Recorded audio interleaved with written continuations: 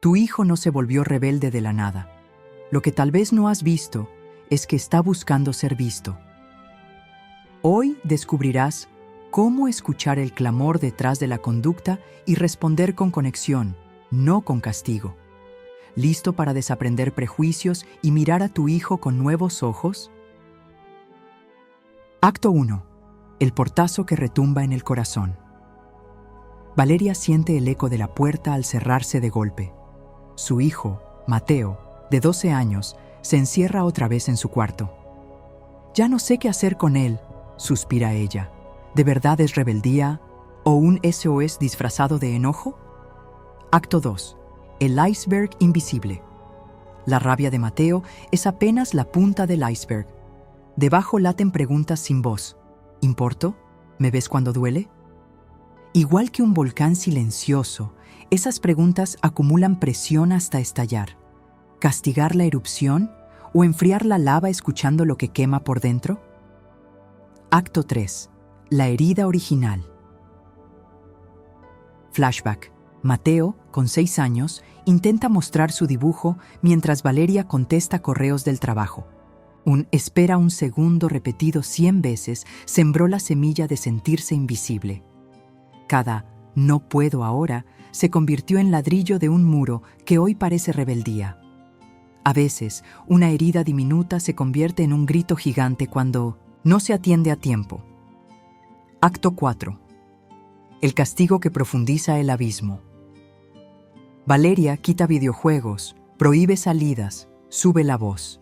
Cada sanción refuerza la narrativa interna de Mateo.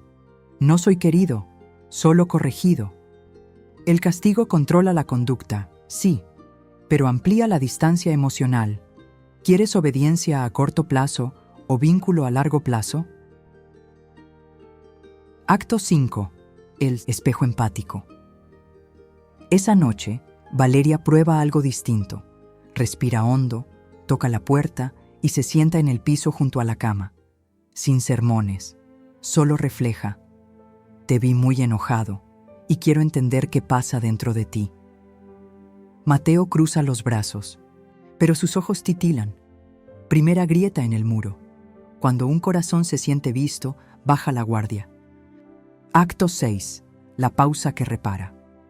En lugar de «¿por qué gritas?», Valeria pregunta «¿qué necesitas ahora mismo?».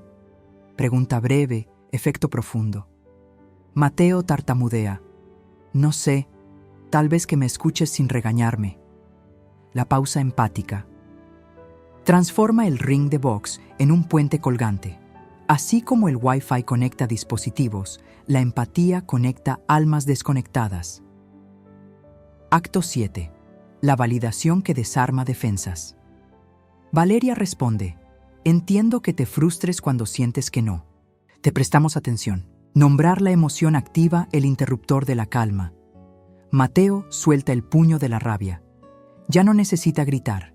Ahora sabe que su mensaje llegó. Validar no es consentir, es abrir la puerta al diálogo verdadero.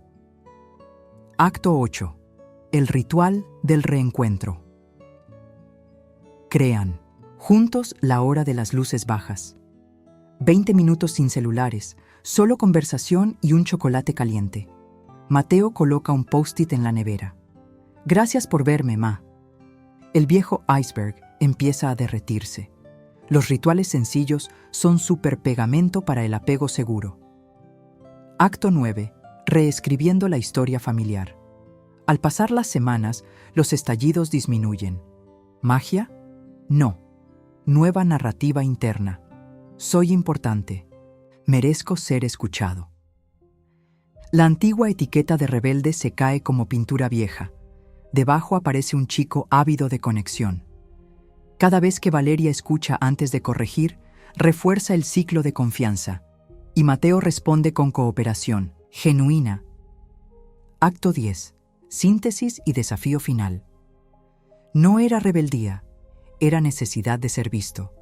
Tus hijos no buscan un juez, sino un traductor que decodifique su clamor silencioso. La próxima vez que estalle la tormenta, pregúntate: ¿qué emoción no está recibiendo atención?